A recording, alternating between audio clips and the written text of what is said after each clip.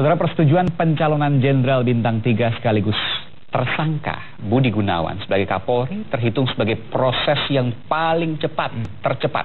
Hanya dalam waktu 6 hari, Budi Gunawan sudah disetujui menjadi Kapolri oleh DPR.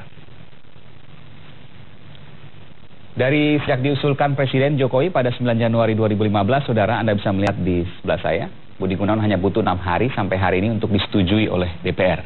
Nah, ini ya, paling cepat. Catatan kami dari Litbang Kompas. Padahal Kapolri sebelumnya, Jenderal Pulsi Sutarman yang diajukan tahun 2013 butuh waktu hingga 25 hari. Mulai dari proses yang diajukan Presiden hingga disetujui oleh DPR. Kalau kita lihat sebelumnya lagi, Timur Pradopo yang diajukan pada tahun 2010 butuh waktu 15 hari sejak diajukan Presiden hingga disetujui DPR. Sebelumnya lagi, Bambang Hendarso Danuri yang diajukan tahun 2008 juga butuh waktu 15 hari untuk disetujui DPR lewat paripurna. Padahal sesuai aturan, DPR memiliki waktu 20 hari untuk menyetujui atau menolak calon yang diajukan Presiden. Belum termasuk dari proses pencalonan yang diajukan Presiden. Saya ingin tanya ke Mbak Dwi Ria Latifah. Mbak Dwi masih bergabung sama kami? Iya, cuman tadi suara Mas Denny agak saya kurang jelas tadi. Oke. Nanti bisa diulangin lagi pernyataan-pernyataannya. Saya ingin tanya Mbak Dwi, iya. Kok cepat-cepat amat sih? Cepat-cepat amat ya.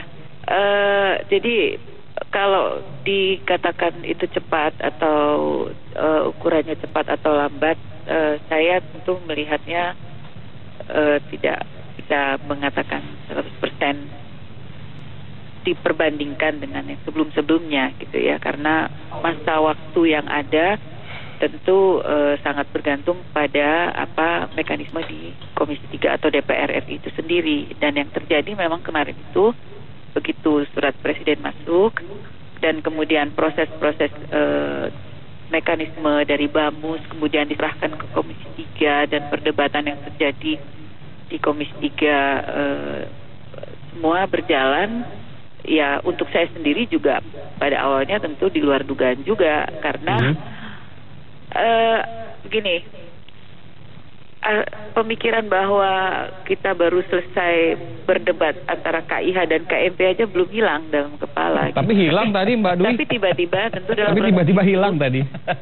Tapi tiba-tiba dalam proses-proses beberapa hari terakhir, satu persepsi 9 fraksi untuk pencalonan Kapolri itu juga satu hal yang tidak bisa dinafikan. Itu walaupun di dalam perdebatan di dalam pleno-pleno komisi itu juga sangat keras. Iya. Jadi saya hanya sangat keras, tapi kita tidak melihat sama sekali tadi ada perdebatan keras, Mbak Dwi. Kalau di dalam pleno, di Komisi 3. Iya, dalam pleno komisi iya kan tertutup ya, gitu. Tapi kalau di dalam dalam paripurna atau dari ketika fit and proper test kan semua juga terbuka gitu, seperti apa adanya, nggak bisa ditutup. Iya, satu suara minus Demokrat ya, satu suara mendukung Budi Gunawan. Meskipun ada pertanyaan, pasti masyarakat bertanya ada apa kok tiba-tiba KMP dan KIH bersatu untuk mendukung kalau Budi itu Gunawan. Tentu Mas lebih baik ditanyakan ke masing-masing fraksi dari 9 fraksi itu gitu, karena saya tentu tidak bisa menjawab satu persatu apa yang ada dalam mekanisme masing-masing fraksi dan masing-masing partai itu gitu ya. Dan tentu juga tidak akan terjawab ketika nanti ditanyakan ke satu-satu fraksi karena masing-masing punya pendapatnya sendiri. Tapi Mbak Dwi, ya. Apa yang disampaikan oleh Mas Denny tadi, kenapa sih tidak ada rekomendasi dari Bareskrim, tapi KPK juga punya data. Kalau Presiden kemudian tidak melakukan verifikasi ke KPK, kenapa kemudian DPR, apalagi setelah ditetapkan tersangka, prosesnya kan ada di DPR. Ya, kenapa tidak ditanyakan ke KPK? Kalau pertanyaan seperti ini, itu yang tadi saya katakan, ketika kita sedang dalam rapat pleno, waktu itu untuk mempersiapkan masing-masing anggota untuk menuju ke rumah Komjen Budi Gunawan, kemudian dapat informasi bahwa beliau ditetapkan sebagai tersangka, gitu ya. Iya. Yang kalau istilah Pak Benny Kaharman itu seperti petir di siang bolong dan lain sebagainya lah itu kan. Nah, tapi disitulah perdebatan terjadi, apakah ini mau dilanjutkan atau tidak, dan ada apa di balik ini semua. Disitulah berbagai macam asumsi dan argumentasi keluar dari masing-masing anggota dan masing-masing fraksi, sampai ada satu anggota yang meminta supaya KPK diundang untuk klarifikasi.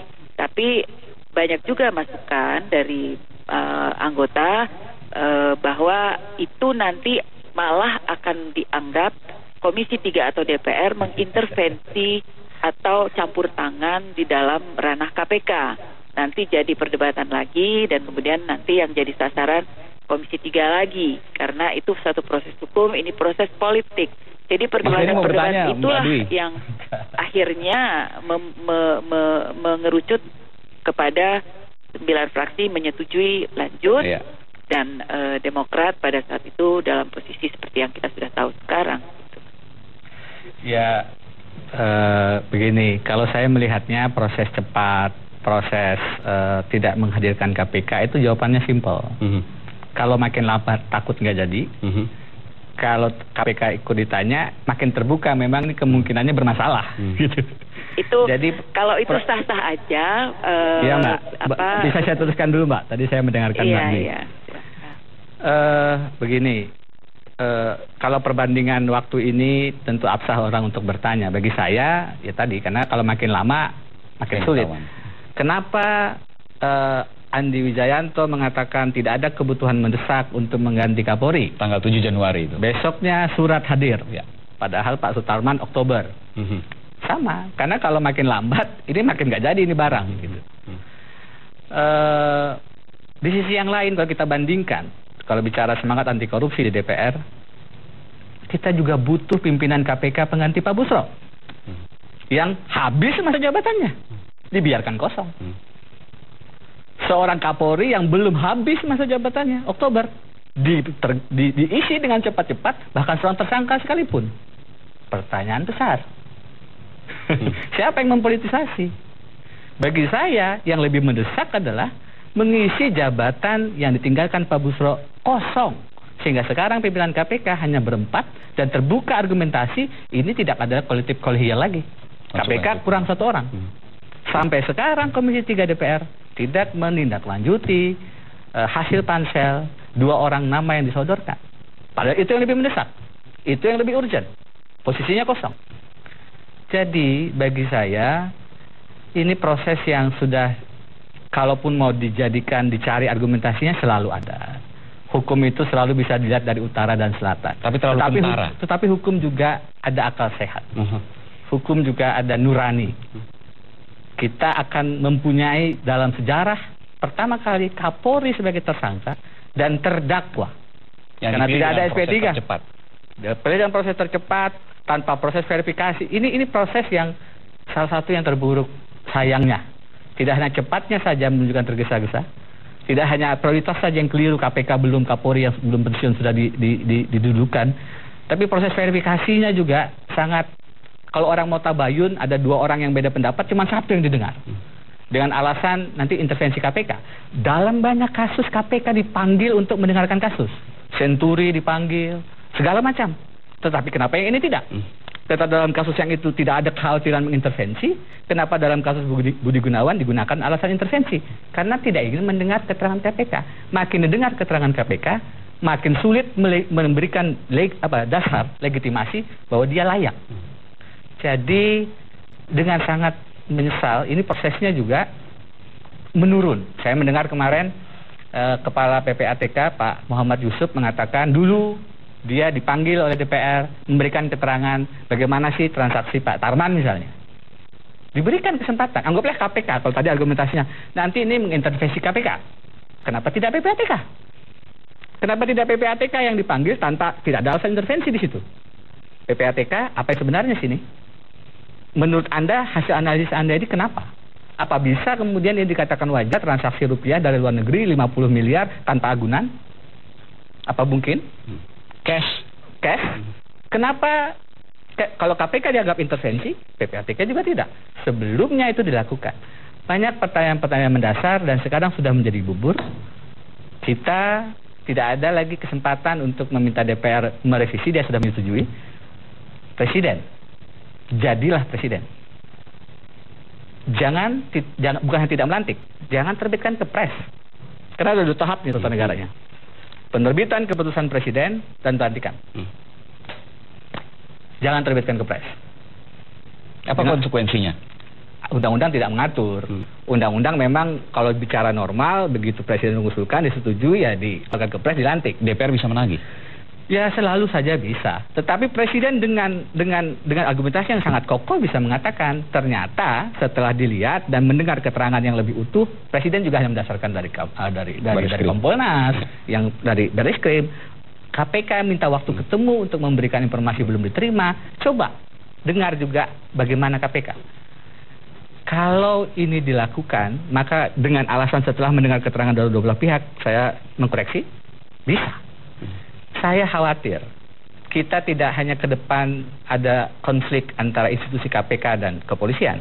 Lebih jauh saya khawatir kita punya Kapolri tidak hanya tersangka, tetapi terdakwa karena tidak ada SP3 di KPK, bahkan terpidana. Kenapa? Karena rekam jejak KPK tidak ada satupun yang lolos. Ini rekam jejak bukan karena politik, kata hakim, karena KPK punya bukti yang sangat kokoh.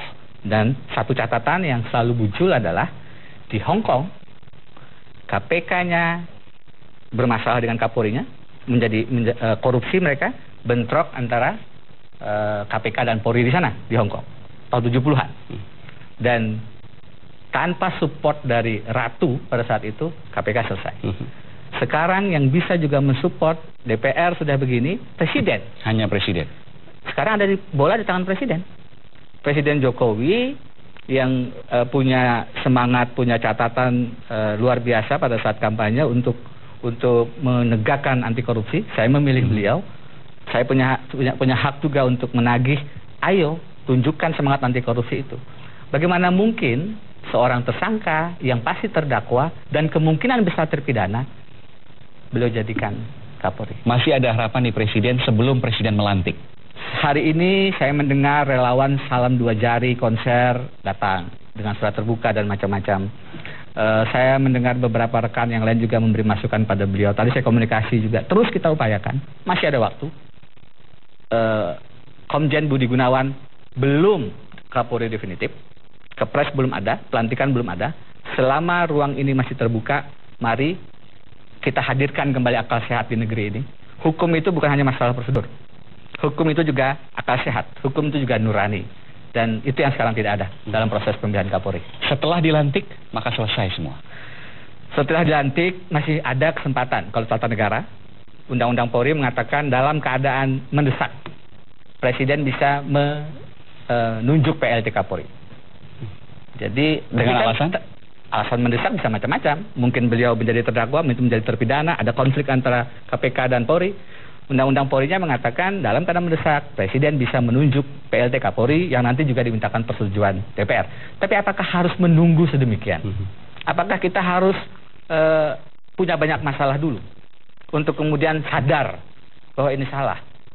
Ini terlalu jauh kita untuk sampai pada tahap itu. Jangan-jangan tidak pernah menjadi terdakwa karena diperadilankan KPK. DPR sudah menyetujui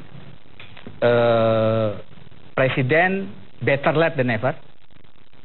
Baiknya kemarin kita minta sebelum paripurna beliau tarik. Sekarang setelah paripurna, sebelum ada kepres, sebelum dilantik, masih ada kesempatan. Masih ada kesempatan. Lebih baik terlambat daripada tidak sama sekali. Ini Anda katakan, boleh saya ibaratkan sebagai golden time, masa emas sebelum pelantikan untuk Presiden mengambil tindakan. Ya, dan Presiden selain didukung oleh partai politik, banyak juga yang menganalisa, memberikan kajian bahwa beliau juga didukung dan menang oleh relawan. Dan sekarang banyak relawan yang sudah memberikan pesan bahwa ini adalah kebijakan yang keliru.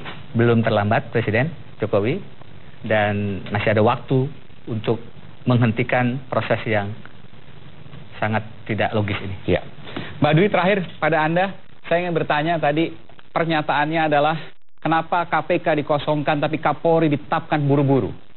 Ya, sebetulnya kalau masalah itu, salah satunya di antara selain alasan-alasan yang sudah disampaikan tadi, bahwa tentu juga pada dasarnya kalau disampaikan oleh Mas Denny, kalau mengingat kembali, bukankah itu juga permintaan dari teman-teman kita di KPK itu sendiri? Bahwa berkali coba kita cek kembali bagaimana statement dari rekan-rekan di KPK yang mengatakan bahwa 4 cukup, dan bahkan pada saat itu mendesak supaya DPR tidak perlu memproses dan lain sebagainya. Jadi pertimbangan-pertimbangan berbagai macam hal sehingga membuat keputusan-keputusan itu lahir seperti tadi gitu. Jadi antara lain yang sudah dibacakan tadi, salah satu juga yang muncul tentu yang seperti saya sampaikan bahwa itu juga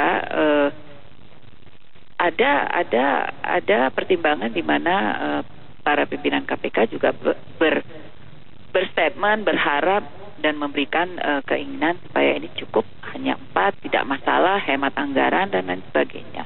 Nah, jadi kalau sekarang saya dengar Mas Denny berkata seperti itu, tentu sebaiknya juga meskipun punya konsekuensi hukum kalau pimpinan KPK cuma 4 orang tidak lengkap. Begitu kan? Dan waktunya sudah habis karena Pak Busro sudah pensiun, sementara Pak Sutarman masih Oktober, masih 9 bulan lagi. Iya. Ya, kalau persoalan itu saya pikir susah kita untuk inikan lagi, tarik ke belakang bahwa itu sudah jadi satu keputusan. Setidaknya masyarakat tentu bertanya, Mbak Dwi. Ya, kalau masalah alasan dari tadi saya sudah katakan bahwa ada pertimbangan, salah satunya hemat anggaran dan lain sebagainya, menunggu bersama-sama, dan yang paling penting juga mempertimbangkan juga apa yang disampaikan oleh pimpinan KPK pada saat terakhir, bahkan dengan keras juga statement-statementnya berharap supaya DPR jangan memproses itu gitu kan, sehingga dianggap 4 cukup dan lain sebagainya. Cobalah diriwain lagi.